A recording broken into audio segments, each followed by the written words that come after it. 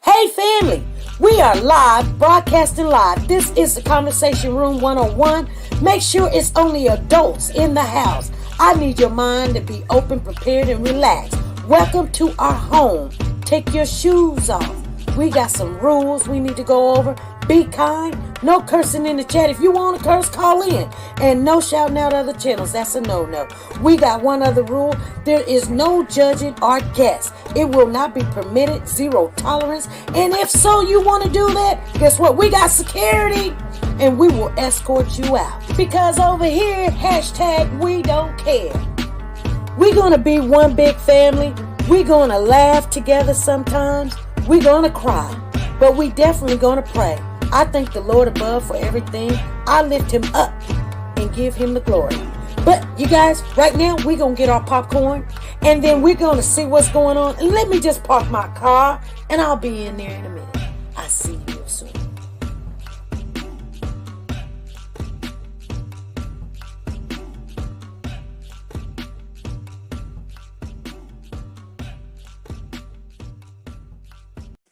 The Copyright Disclaimer Act. The Copyright Disclaimer Act under Section 107 of the Copyright Act 1976, allowance is made for fair use for purposes such as criticism, comments, news, reporting, teaching, scholarships, and research. Fair use is used permitted by copyright statutes that might otherwise be infringing.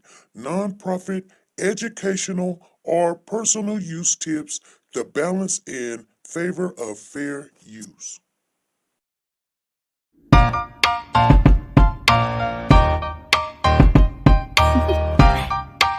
Do you want to know? Well, I've been thinking about you, and I think I'll have to listen, because the sun is up, it's a beautiful day. My beginning will be as bright as the sun. Come, won't you come along? And it feels so bright, it's like luck is raining on me. Go and follow your heart, doesn't matter how far. There is so much love to give, something's telling me this time. Baby, baby, now I know. Baby, baby, gotta go. There is so much love to give, something's telling me it's right. When you came to me, oh I knew it's you, yeah, boy.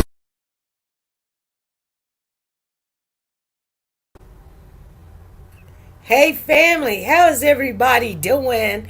Come on in. I've been trying to download this video for you guys, and we were just gonna, I guess I'm gonna wait till it come on in and see if it'll download. For some reason it's not trying to download, but I've got a lot to share with you guys, so we'll wait for it to download. And as we're waiting for it to download, we'll just chit chat and we'll talk about what's going on.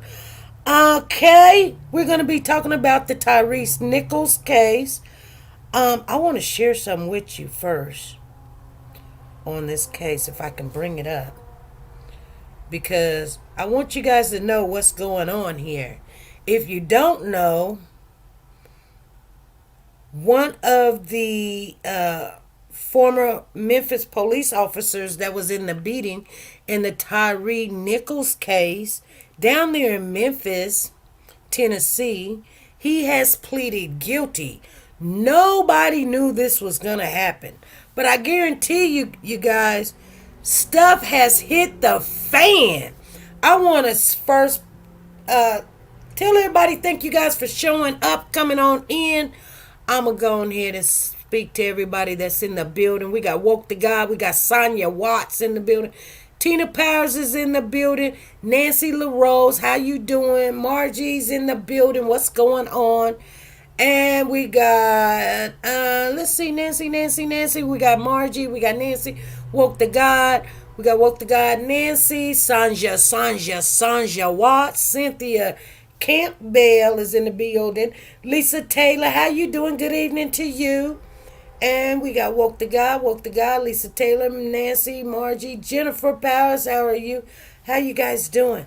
Come on in. There's a lot of people that is not following this case. When it came out, everybody was like, oh my God, this is so terrible. I mean, I'm going to be honest with you. This is what makes me upset sometimes. When there's a case like this, and I'm going to share this with you. I hope nobody leaves or get mad at me right now. But this is true. This is a case about a crime that has been committed to one of our brothers and sisters, whichever. It's a brother this time. I'm going to share with you guys something. We do not promote, support situations like this like we should. And then we'll be the first one to say, well, if it was a black kid or such and such, we don't get no, publicity, nobody say anything. You know what? You guys, and I'm not talking about you, but you see it for yourself. Now, if we were talking about, okay, come on, you can get mad at me all you want. I really don't care because I am going to speak the truth. If we were talking about Summer Wells right now, there would be 70, 80, 90 people in the building. Okay? So I'm going to tell you guys something, and it is true that when you come into a platform and we're talking about cases, and it's something that is, especially they look like you, they look like your grandkids, they look like your husband, they look like the ones that you love or whatever, support it. Support it by just even being there. Because when you're not there, I guarantee you, the papers are not going to be there. The news report is not going to be there because it shows that you have no interest. But when Summer Wells come up missing, everybody and their mama and daddy going to be, this is terrible. This right here is what it's really all about.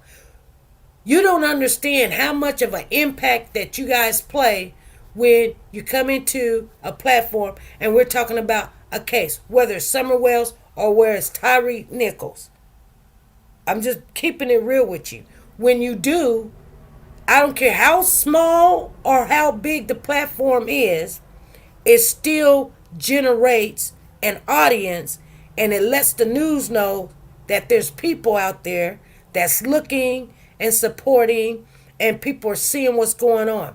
So when people don't come in and then, little Shamika come up missing and nobody's seeing nothing, don't come crying talking about why this and why that.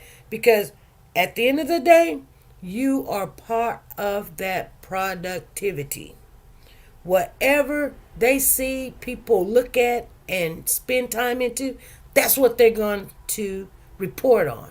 If they see the only thing you're interested in is Summer Wells, then that's what they're going to report on.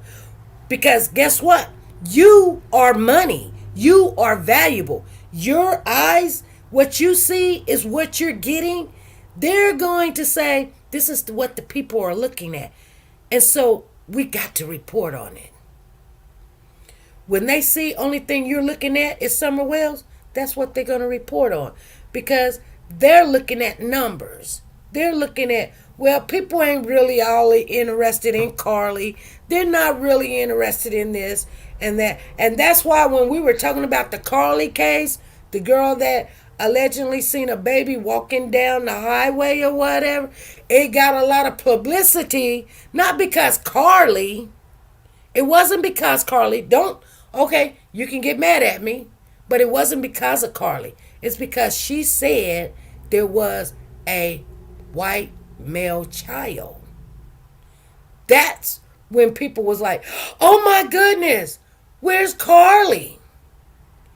When they found out Carly ain't seen this Caucasian, I want to say indigo or whatever you guys want to call them, Europeans, whatever, Caucasians or whatever. It wasn't a baby. Everybody mad. They wasn't mad because Carly wasn't missing. They were mad because Carly said it was a baby in distress. Not a baby, but a particular color of a baby. And that right there sent the alarms out.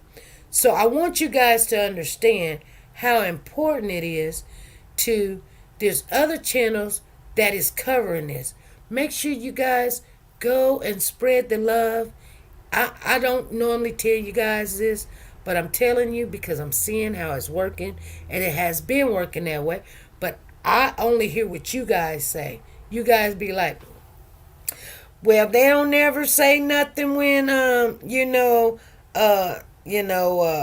what's his name?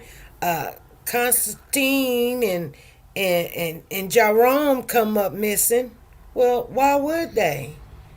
You don't even go and follow up why Jerome came up missing, and whoever else, and Brady and David and Jonathan Jr. the third, or Johnson and Williams and stuff. But I guarantee you they can talk about Summer Wells, and I'm just using her as an example, all day, every day. I'm talking about from the time the sun rises to the time the sun set. You guys will be in there talking about how pitiful it is, and the mama done this and the father done that. And you're thinking you guys are on the same team. You're not. You're right now on that team, because it's not because it's a baby. It's because, guess what? You think it's because it's a baby, y'all on the same team. No, you guys are on the same team because at that particular time, you're talking about this Caucasian baby. Okay? I'm just telling you. I don't really care what color the child is, but I'm saying it starts with you guys. And if you don't believe me, remember when that little girl, I won't say little girl, she was a young lady. She was over 18, so I would call her a young lady, came up missing, Gabby Petito. When she came up missing, I tell you, time stopped. Every last one of you, and I guarantee you, not one person probably in here can say, oh, I wasn't listening and watching and looking. Everything and everybody was looking for Gabby Petito and that boy that she ran off with that, killed himself. Whatever his name is. I can't even remember his name. I remember Gabby because everybody was like, yeah. But then when they found out that Gabby, he had taken Gabby out and killed her and killed somebody else and killed himself or whatever, everybody was like, oh, dear boy, it's so sad. It's so bad. I get it. Oh, it's sad because y'all didn't do this for Jerome. You didn't do this for Tyrone and Tyree. Of course they didn't. Because guess what? Gabby is no better than Tyree. Gabby is no better than Cody. Gabby is no better than Briasia. But it all depends. You're right. His name was Brian. Brian Laundrie. It all depends on what the people are looking at and going into conversation about and paying attention to. So let's talk about it a little bit, okay? I'm just giving you guys heads up for the ones in the back that's sitting there. Well, there she go again. It's true. It's true. Anyway, so the Memphis police, one of the 5 former Memphis Police Department officers facing federal charges in the tragic killing of Tyre Nichols. Let's see if it came up. Because I won't have to tell you if it popped up. I can just download the video. Because I made a whole video. And it ain't popping up. What the heck? That's crazy. I've been sitting here for 30 minutes and it won't pop up. Let me look. Let me say all files. Let me see. It says screenshot today. Oh, it's got a screenshot in there, but it's not. Okay, hold on. Nope. Screenshot, narrative, da da da da da. Wow. Okay. That's all it is. It never did show up, you guys. Doggone it. I don't know what else to do if it won't show up. This computer is just so lame. Oh my God. It is. It's lame. I tell you what I can do. I want you guys to see it. So I know what I'm going to do. I'm going to send it to, maybe I can send it to my YouTube. I'm going to send it to my YouTube and let me put it on unlisted. Visibility. Private. I don't know. Because it ain't. I'll just send it to my YouTube channel. I don't know if it'll go in or not. But I made the whole darn video and I've been sitting for it to download it. Downloaded it twice. And the darn thing still didn't show up. So there's nothing else I can do. You didn't need computer headache today. I really don't. Because it does what it wants to do. But anyway, if it don't, why don't I can't. You know what we'll do? Here, this is what we'll do. Stop it. Actually it's starting to load on my video. Huh.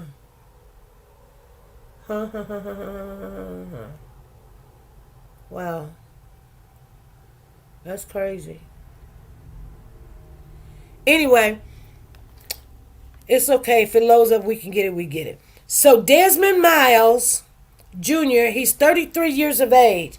He appeared before the U.S. District Court judge. We talked about this Wednesday. And he pleaded guilty Thursday. We talked about it Thursday. I'm sorry.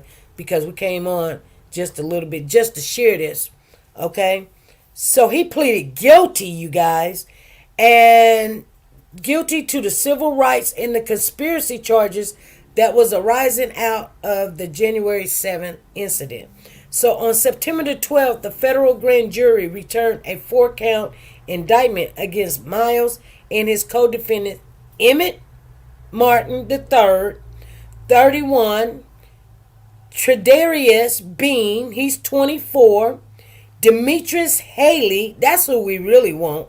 We want that Demetrius Haley, he's 30, and Justin Smith, he's 28. The charges including using excessive force, resulting in the death of Nichols, aiding and abetting each other in using that excessive force, failing to intervene to stop the excessive force, failing to render medical aid, and conspiracy or taking action to cover up their misconduct. The remaining 4 defendants still face a federal trial scheduled for May the 6th, you guys. In court, the appearance of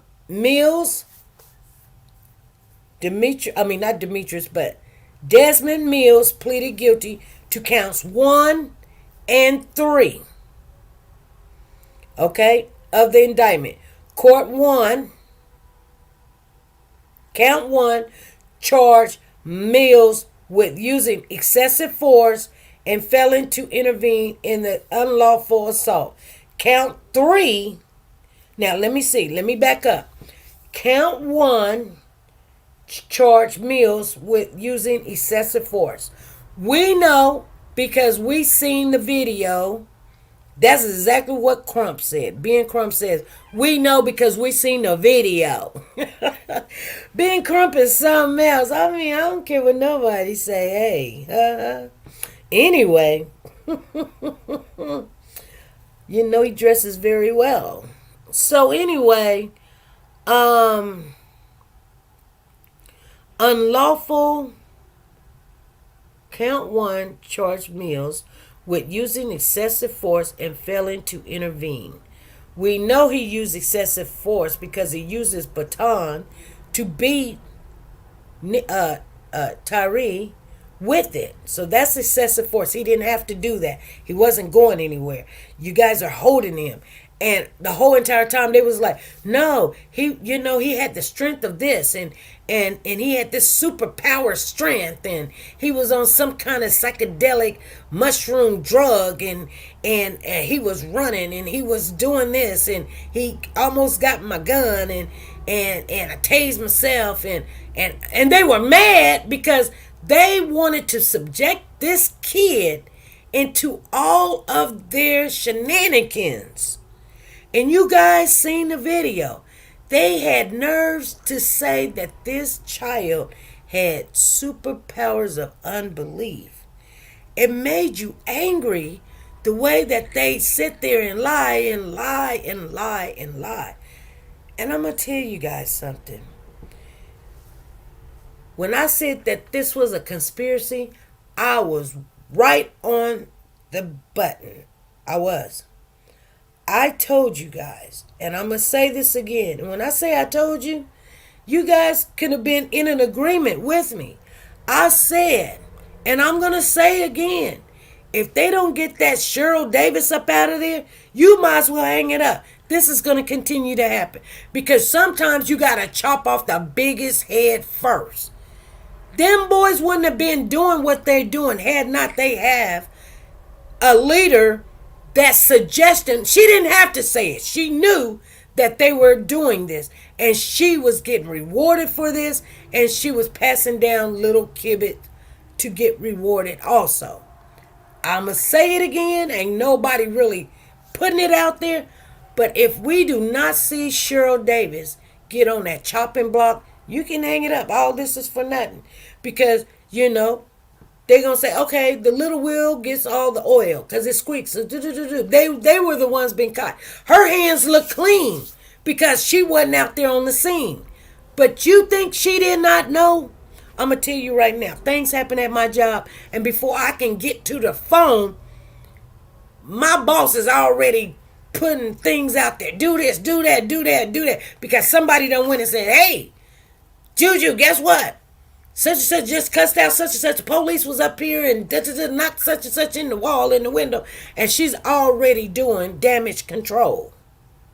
I need everybody to call me and because she's wondering why I ain't called her. I didn't call you because it wasn't serious.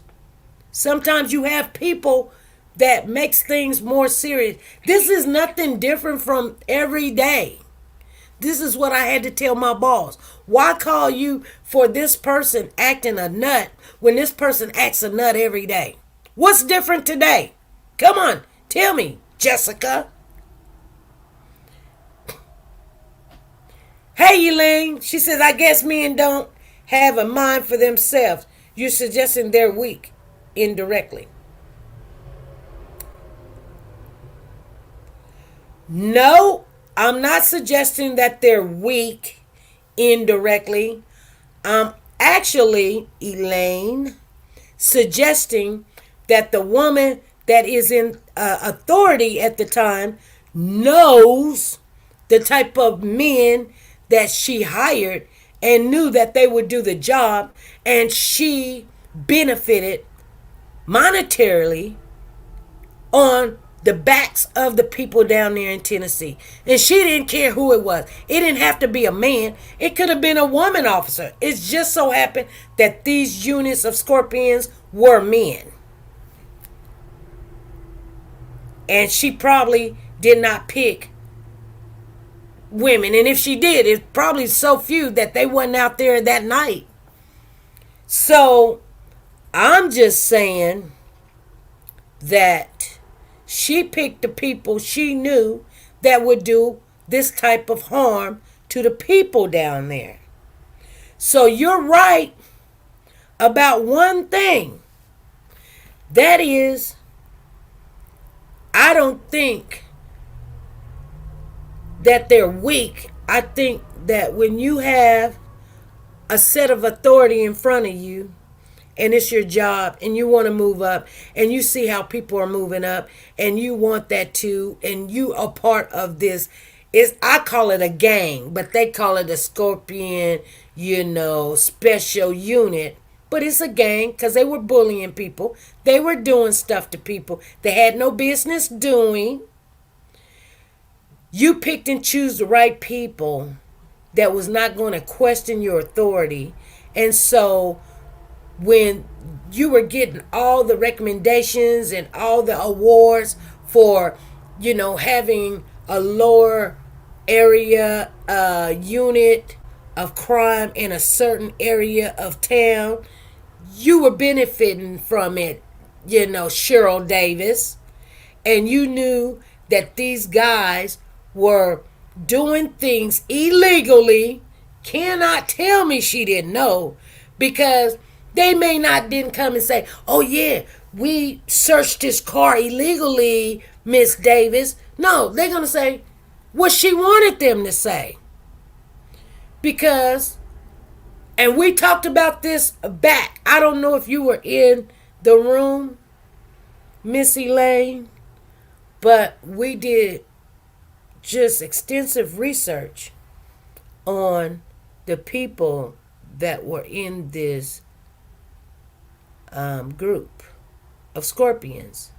They had a lot of back history of lying on the people, hiding stuff, being already disciplinary actions taken on them for covering up and putting drugs where drugs wasn't, and just stopping people randomly and saying that, you got to tell me who you are and where you're going and what you got, and I know that you're a drug boy and all this other stuff. That's illegal. That's illegal. Hey, this is SP. Hey, SB, how you doing? What's going on? I'm doing great. How are you doing? I'm doing pretty good. I just wanted to jump on real quick, because I'm not sure how anyone thought that we were talking about a certain gender being weak. But we all know from the research that we did on the scorpions that they all had questionable records prior to being put on the scorpions. Right. They all complaints against them for excessive force, for being reckless, for doing things that were not lined up with what they should be doing, or doing it too hard, doing it too forceful. Exactly. Of everything. Exactly. Now, I never worked on police, but I did work in correction, and in the jails they have those type of units that go in and they people up and all that, and that's just something that I never been involved in, because if the person's already doing the time law is requiring them to do, we don't have, it's our job to make it tougher. Right. On my way to bring my mom at the grocery again, but it backfired. Well, Mom? Hold on. It really This worked. thing is going on there. Okay, what was you saying? Oh, I mean, agree that if they get rid of the problem at the top, Right. bottom, only thing she's going to do is slowly, quietly create another unit to do the exact same thing. Yeah, she did the same thing in Atlanta. That's where she had the red dogs or something there. Where they got rid of. Yeah. Because an old lady got hurt. They ran up in some old lady's house, and I don't know how she died, but she died from the situation. I don't know if she had a heart attack or they shot her. I can't remember what happened, but she had the red dogs in Atlanta, and they kept it hush hush too. And that's why I wanted to share this video with you guys. But you know what? You know what I'm gonna do, Zan? Since I can't show the video because I'm trying to show it, but for some reason I'm actually gonna play the video because I have it on my thing, so I'm just gonna let everybody hear it. Okay, well, I'm going to jump in the chat, yeah? Thank you. Listen to it. Yeah, thank you for sharing that with us. Thank you. No problem, African. Always glad to be a part. All right. Have a good day. You too.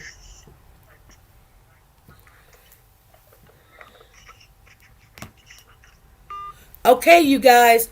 Um, yeah. I'm gonna let you guys hear what they're saying. It's a 7 minutes. It's probably sometimes things happen for whatever reason. I'm not gonna worry about it. But you guys, I'm gonna let you guys hear it.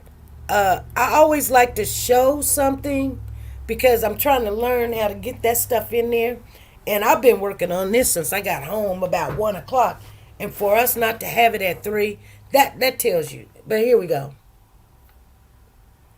In Memphis, a former Memphis police officer breaking ranks, admitting to participating in the beating that killed Tyre Nichols. Desmond Mills, seen here on police body camera video, pleading guilty today in federal court for his role in the death of Nichols. Nichols died in January, allegedly targeted by 5 officers after a traffic stop.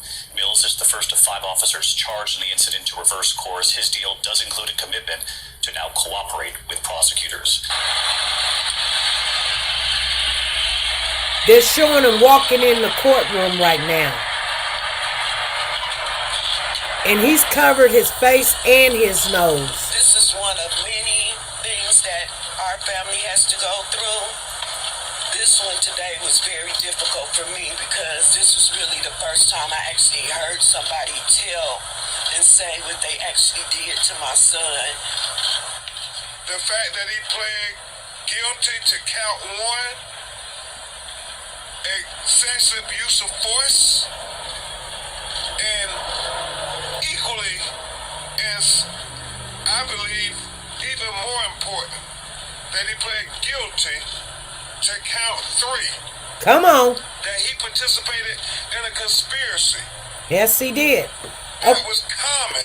Did you hear what he said? He participated in a conspiracy that is common. If you guys know what a conspiracy is, put the definition in the chat. A conspiracy that is common.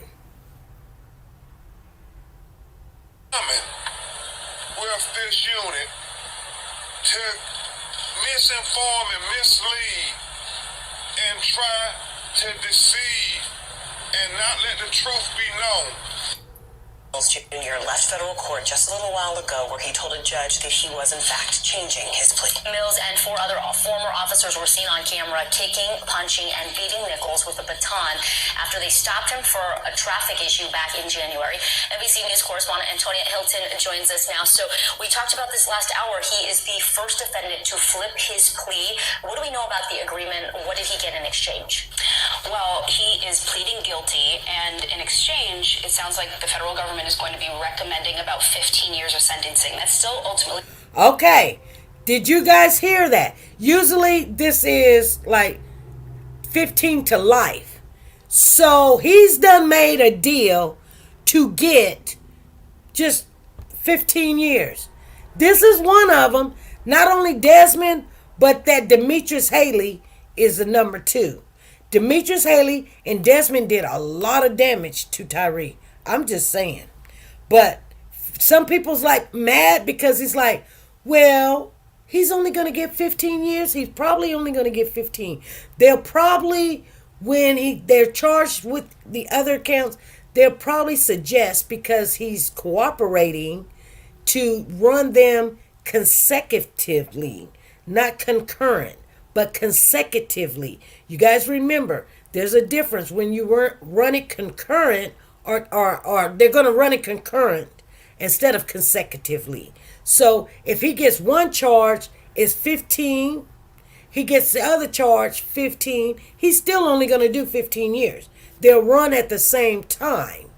Now, if he gets it consecutively, he'll do 15, and then he'll start doing another 15. But you got state charges, and you got federal, and you've got civil.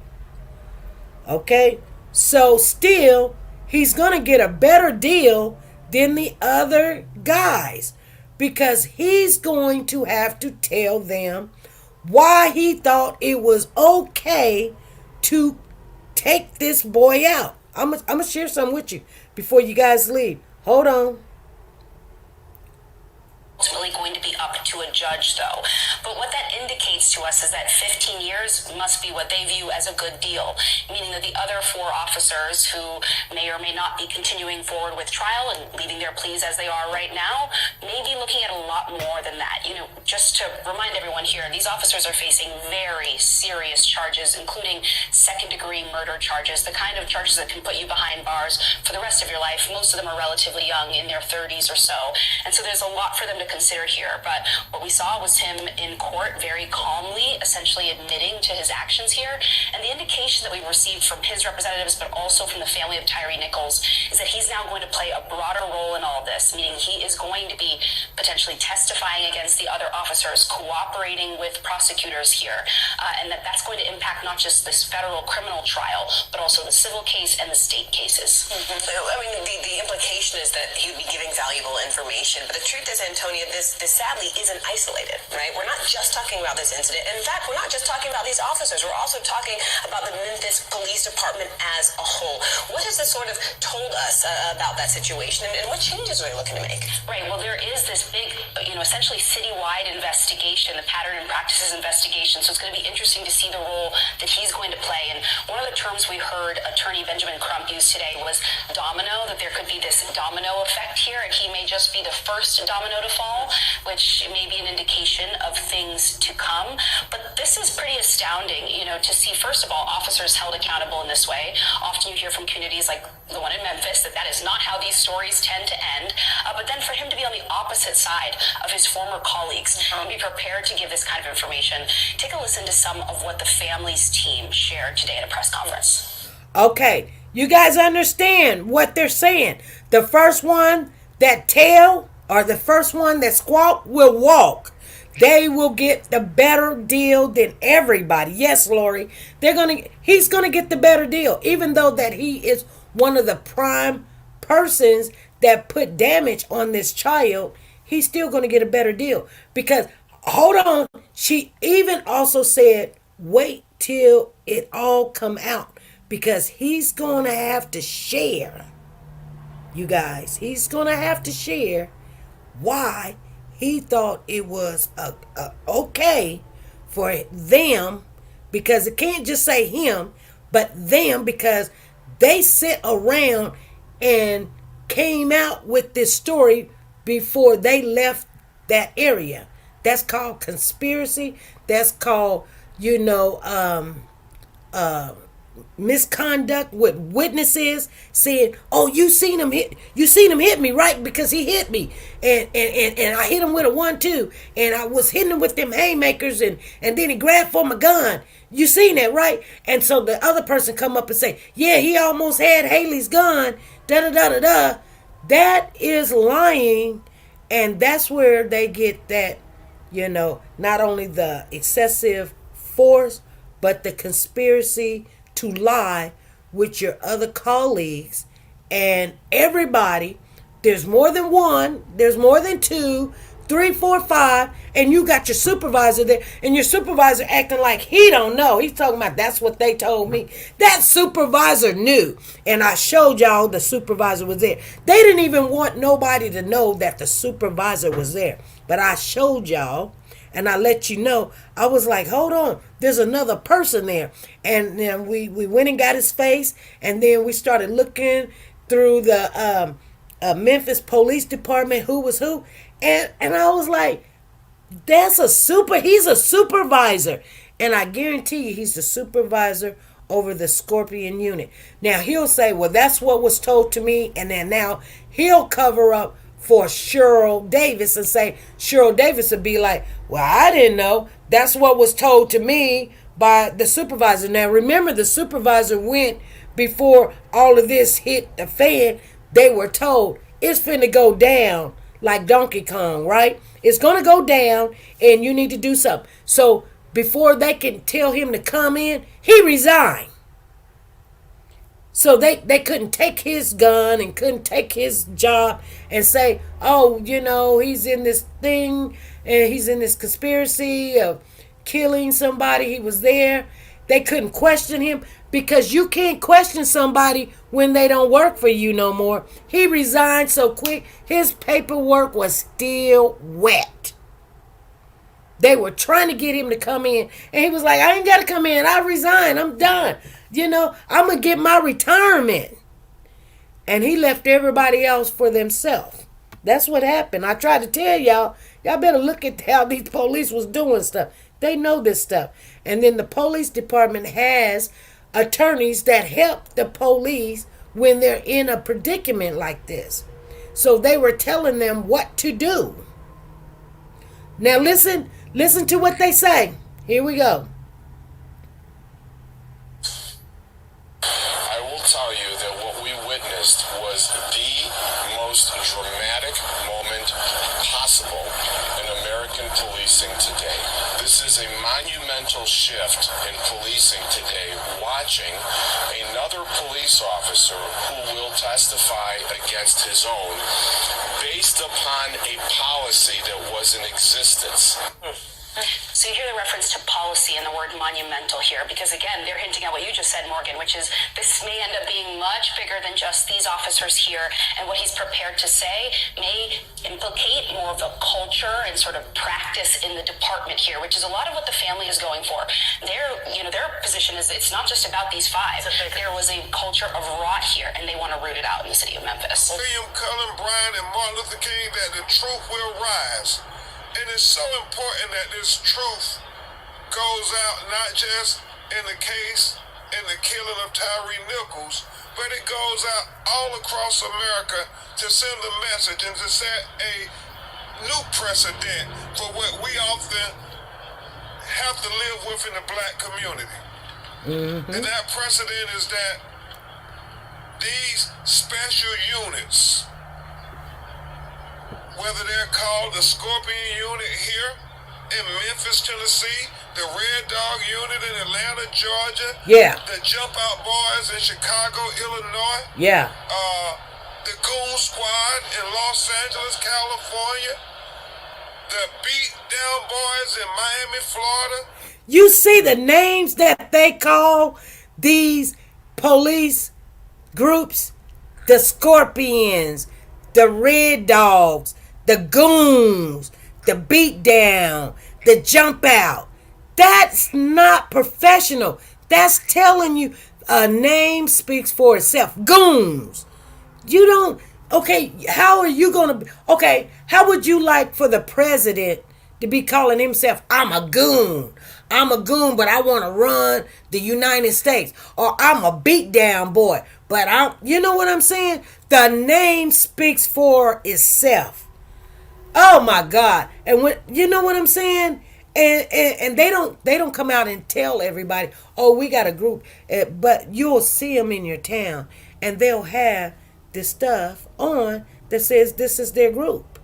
And he just named them. Let me back up a little bit so you can hear it again.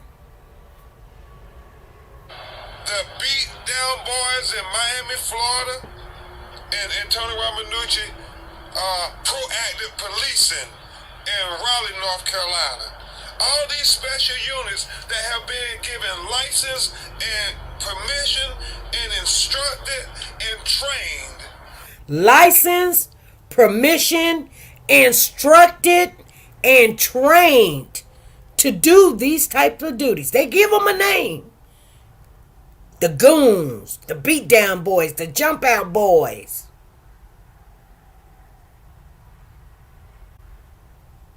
To violate the constitutional rights and engage in excessive force against black people and brown people because of the color of their skin or a certain part of town they live in, where the message is being sent clear today that you will be held accountable. Thank you. And I know what Rovon Wells said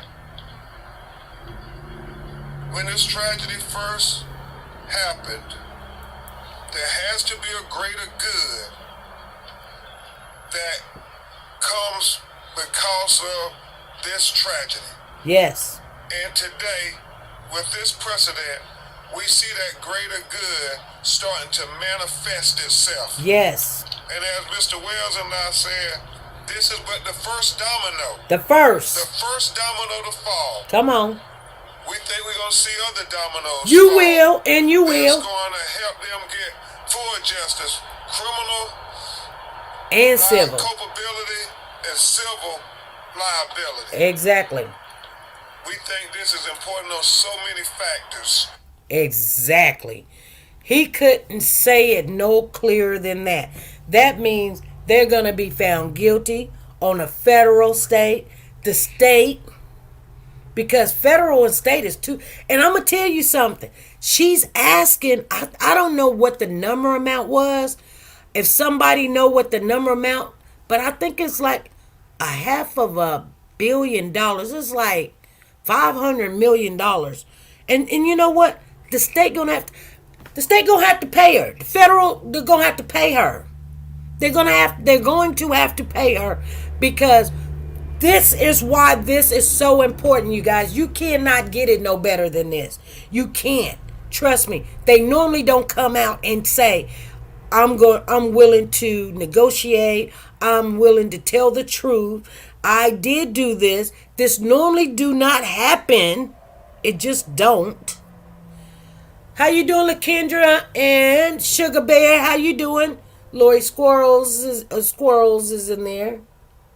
Tyre Squires. I remember Tyre Squires. Lori Squires.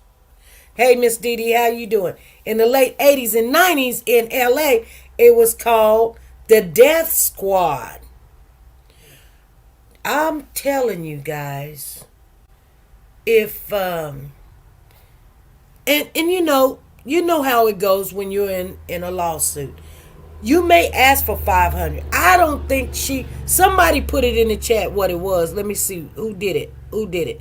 She says $500 million is going to break P.O.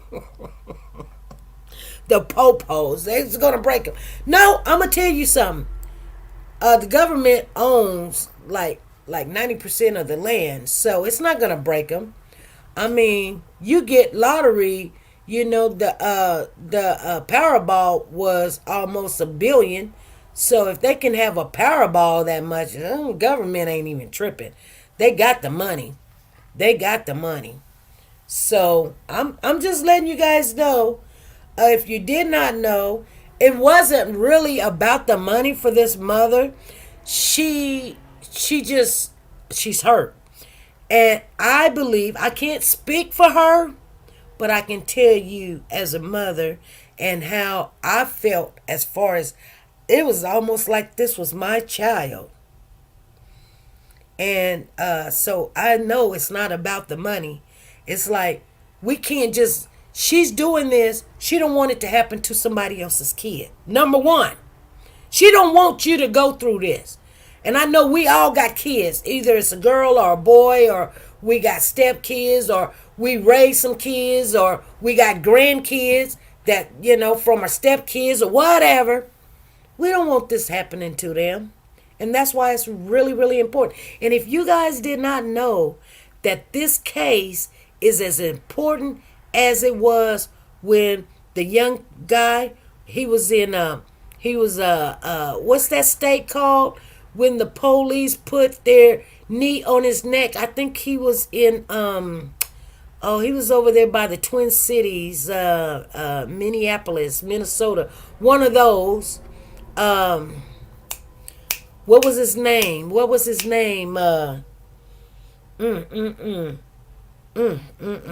can't remember that kid's name.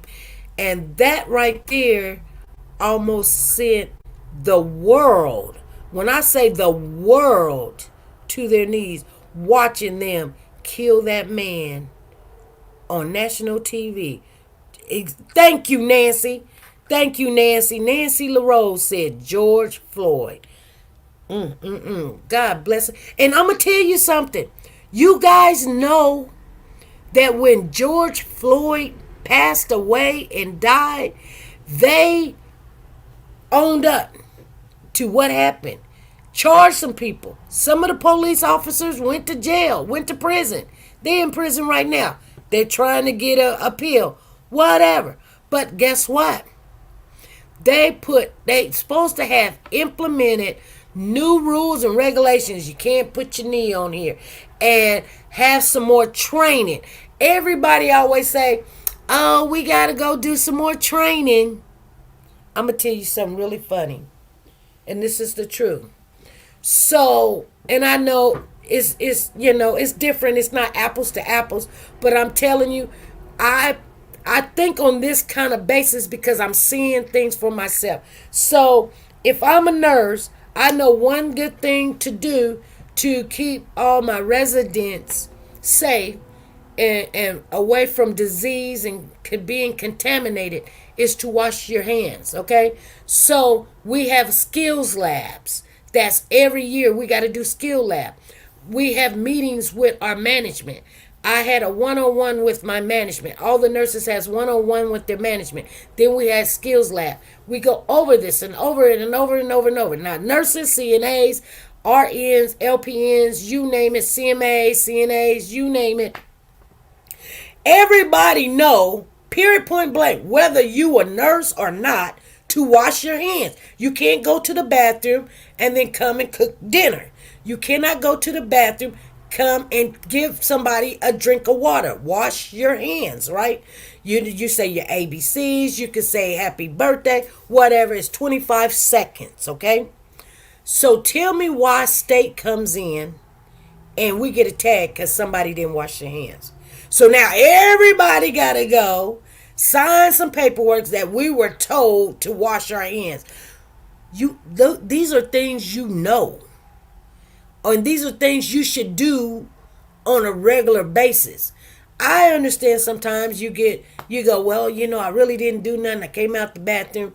I felt like I was, but I didn't. Somebody's like, hey, you didn't wash your hands. Just go wash them, make them feel comfortable. And then just know that somebody's looking at you. So if you're in the bathroom, you're picking a hair or something somewhere, or you just want to brush your teeth or look at your teeth, just wash your hands. And so they don't think you came out the bathroom without washing your hands, okay? Because people are very petty sometimes just because they think that they want to show you that they're watching you, or whatever. You know what I'm saying? So just be like, okay, whatever, just wash your hands or whatever. Just get in the habit of just doing it so they can be a little bit more comfortable. But anyway, nevertheless, they came in and I guess somebody didn't or whatever. They went and changed somebody, and then next thing I know, they were, in the kitchen doing trays or something. And I guess they may not seen them wash their hands, or maybe they didn't even think. But whether you use your hands or not, and she probably didn't, I don't know. I wasn't there. But if you didn't use your hands, even though that you got gloves on, when you take gloves off, you still got to wash your hands. Yes, you're right. It's preventable moments and measures that you have to do. You implement them. If that's what they want you to do, just do it. Whether you used it or your hands is clean or you feel like your hands is clean. But when people have compromising already health issues, you definitely don't want them to think, well, they went and ate their dinner and then came and changed my diaper and then they went and gave such and such their insulin, da-da-da-da-da-da-da-da. Just wash your hands. Take some hand sanitizer. If you ain't got time to go put water on them and soap or whatever, just get some hand sanitizer, wash them, and put some more gloves on. Call it a good day. I'm going to tell you what I do.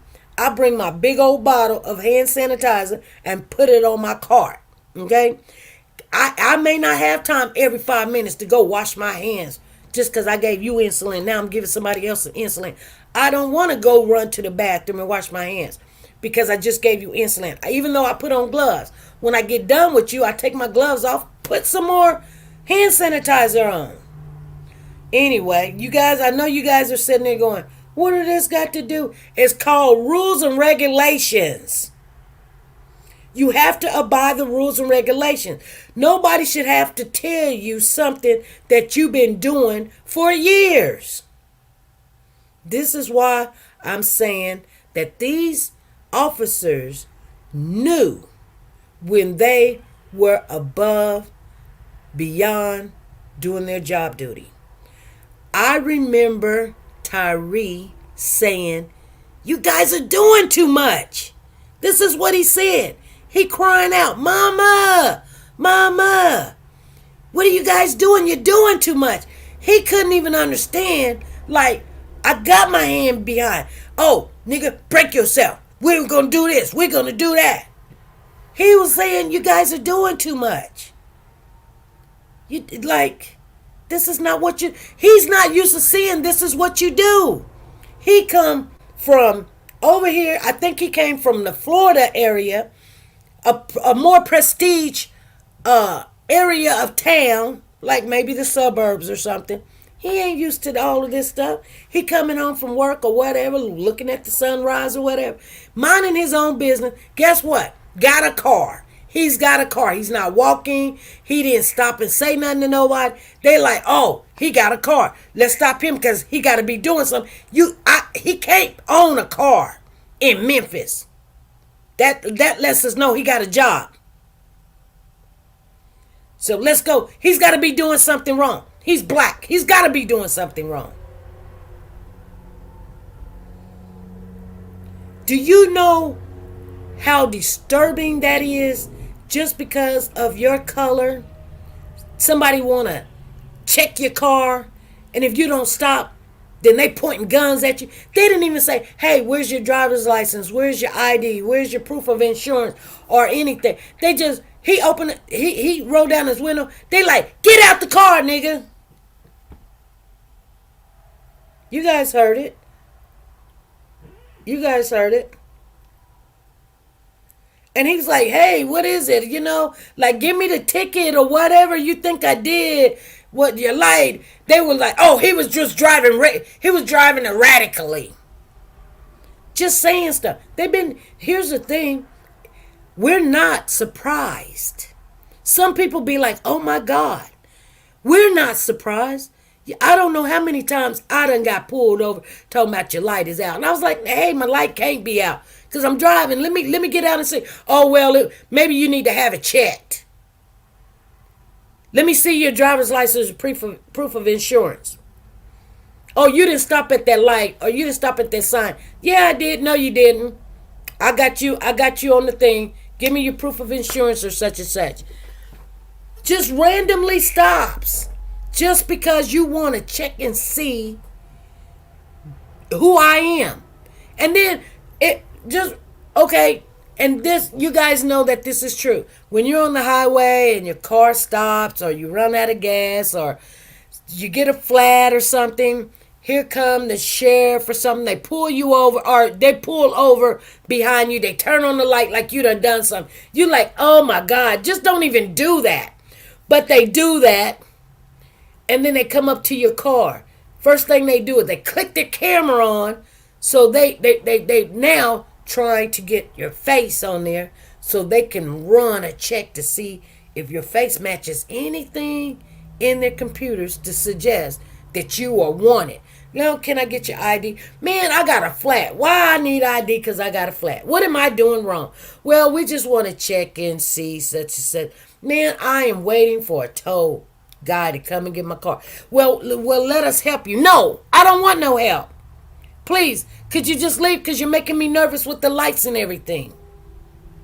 They get mad when you tell them, "No, I'm not giving you my license.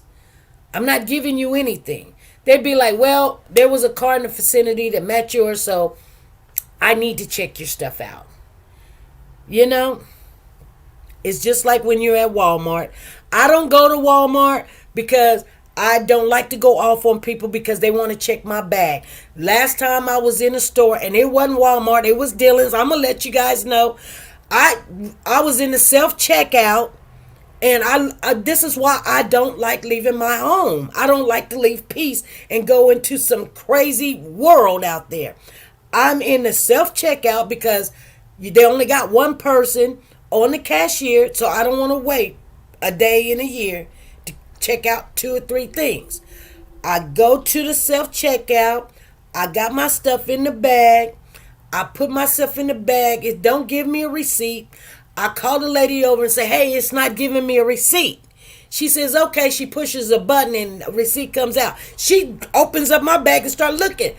You know what? I just literally lost my mind. This was last week. I literally lost my mind quickly because I said, hey, what the F are you doing? And she was like, oh, well, I'm checking to see what you got. Hey, you did not check me out. You understand what I'm saying? Some of you guys may say that I'm wrong. But I say, look, you don't have cashiers to check my stuff, so I've got to do it myself. But you want to check it and see if I did it right. Get some help in here, because I don't like checking myself out. I don't know the price of the apple. I just wanted an apple. So I waited and I pushed one or whatever. But now you want to check and see if I did it right. Now, I'm going to tell you something. The lady looked at me and I yelled at her. I frantically said what I wanted to say, closed my bag up and told her, figure it out. I'm out. I'm not letting you check nothing. You should have been a cashier and you could have checked and seen everything all you wanted to. But you want me, you're not paying me to be a cashier, but I'm checking myself out. Now you want to see, you got 15 cameras on the top of me. You know exactly what I got in this bag. I'm not finna sit there while you got me looking like a thief in front of everybody. You're not checking his bag, you're not checking mine. Thank you. Have a good day, lady. Goodbye. I'm out of here. Get out of here. Leave me alone. And then let me tell you what happens when you act like that. I thought, because I do live in a white area, more dominated Caucasian area, that when I started living over here, I did not want to make a big scene, because there's only but maybe 2 or 3 or a handful of black and brown people that live in this area. But I started seeing how the other Caucasian people that live over here, when they want to check their bag, they go clean off the handle. They tell them to get out of here and kiss my tail and da-da-da-da-da. And they back up and I'm like, oh my God. I mean, so I said to myself, so it's not a bad deal standing up for yourself. It's just not. You know, if they want to check your bag, tell them, call the police, check my bag. But I guarantee you, if you hold me here, you're going to pay for it. We're going to court because you have embarrassed me in front of everybody. You have no reason. You have no reason. If you think I stole something or I got something I didn't pay for, call the police. Other than that, leave me alone. I'm not giving you permission to look in my bag. I'm just not. That is just like this, you guys. Check this out. The police stop you or come to your house and they say, ma'am, we want to search your house. We want to search your car. You do have the right to say no. Okay? Unless you've done something wrong, why would you give them permission? They've stopped me before and was like, ma'am, can we search your car? I said, no, you cannot. Why would I give you? Well, it looks, you look like you did something because you won't let us look. I'm not going to let you look because I don't have to. And you can get mad all you want. Well, you're in the wrong vicinity. You're in the vicinity where they doing this and that. I don't care what they're doing. I'm minding my own business, sitting in my car. You come along talking about you want to search it. No, you cannot search my car. I will not give you permission to do nothing. And that's what you guys need to do. Now, if they do it, let them do it. But you don't give them permission. You never say yes to something that you know you haven't done anything. And if you don't learn anything, teach your kids that. I'm not telling you to go tell your kids to get all in their face. But you tell them no and you stand on no. Now, if they search the car, then you come back later on and you go, okay, I want to sue you. And you will win. I don't care if it ain't nothing but, $4,000 or $5,000, you will win. But do not give them permission. If they ask you, and they will ask you, thinking that they're going to intimidate you or whatever, You know, I'm not giving, even if I read a red light, I'm not going to give you permission to search my car. Well, I think we smell weed. Well, you might smell it because you've been smoking it. I don't know what you've been doing, but I'm not giving you permission to search my car. Now, they're going to get permission one way or another. You let them get it the wrong way. You let them call this superior and say this or say that or whatever. But don't ever say yes to something you don't want to say yes to. Anyway, and things like will happen sometimes, just like on Tyre Nichols. He didn't even have time to give them permission. They just went to the car, snatched him out. So, and I'm telling you, there's a way that you got to teach your kids to speak. You don't have to say yes, but you know what I'm saying? But be respectful. Be respectful. They be trying to find drugs to get out. Yeah. Okay. One other thing I want to share with you guys before I get off of here. And I'm just going to say this is what my thinking was from day one a long time ago. And I said this and I hope it comes out. I didn't think that one of these officers was going to actually say, okay, I'm guilty. I did do this. I did use force and I didn't render aid. But he's going to have to come a little bit more than that. You're going to have to tell some truth. Now, here's the thing. Why was you guys in agreement to use force and they just threw out 30 other cases because you guys stopped these other people? Why was you guys putting a burden on this community? There's a reason. Was they taking the drugs and reselling them, or did they have somebody that sold drugs in that area and they were making it possible that they the only ones and they got their cut? I'm going to tell you guys something. Not every time when they did a bus, because sometimes they was like, oh, we had a big bus. But some people have told me that when they did do something wrong in that area, not all their money was accountable for.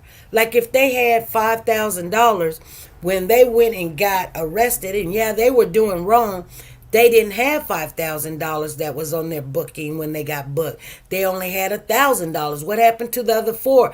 If they had two 8 balls or whatever, when they got to the police department, they didn't have two no more. And of course they're not going to say anything because they only got one. They're sitting there going, they either didn't find it or they took it. But them people know. They know that, even the guys who were coming out saying, I was just walking home, and they was like, you need to tell me where you're going and what you're doing and what you got. And I know you're a drug boy. I know you're selling drugs. He's like, hey, no, I'm not. I'm just trying to get this.